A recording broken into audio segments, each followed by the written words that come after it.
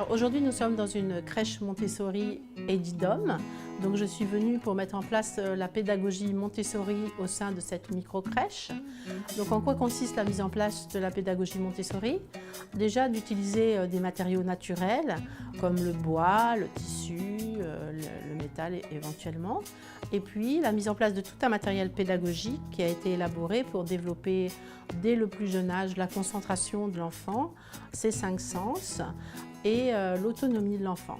Les moyens mis en œuvre sont déjà en termes de mobilier. On a ramené du mobilier en bois à la hauteur des enfants pour qu'ils puissent avoir leur matériel à disposition. Alors les miroirs avec des barres pour développer la motricité d'une manière autonome de l'enfant, des tapis d'éveil pour développer les sens de l'enfant, une motricité libre le plus possible pour que l'enfant de lui-même aille chercher des hochets, des balles qui sont vraiment mises à son niveau.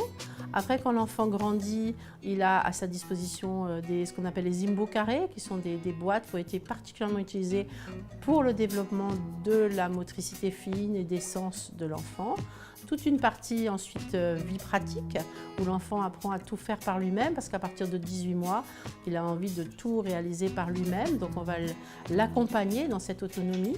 Et puis toute une partie développement du langage, puisque l'enfant à cet âge-là traverse la période sensible du langage, où il a besoin d'apprendre énormément de mots, donc beaucoup de matériel est mis en place à cet effet, et le développement, encore une fois, des 5 sens de l'enfant. De cette manière, c'est l'âge où l'enfant développe le plus possible ses capacités et donc son intelligence, et le but, c'est d'en faire des enfants heureux. Alors le futur, ce sera d'aménager directement des crèches à la base en Montessori. Alors, les 3 actions à mener pour passer d'une crèche standard à une crèche Montessori, c'est d'abord l'aménagement de l'environnement, un environnement qui doit être très ordonné, très structuré. Un environnement aussi où on aura pris particulièrement soin de tout ce qui est sensoriel, les couleurs, la musique, les odeurs, etc. Ensuite, il y a le matériel pédagogique qui est très important, qui a été élaboré à l'époque par des personnes qui travaillaient avec Maria Montessori, donc qui est fondamental. Et ensuite, il y a la formation des professionnels qui vont accompagner les enfants dans les crèches. Donc une formation qui va durer sur le temps. Donc d'abord une première formation sur toute une journée où on va leur apprendre comment évoluer dans cet environnement, mais surtout comment observer les enfants en fonction de leurs observations, que mettre à leur disposition, comment le mettre à leur disposition.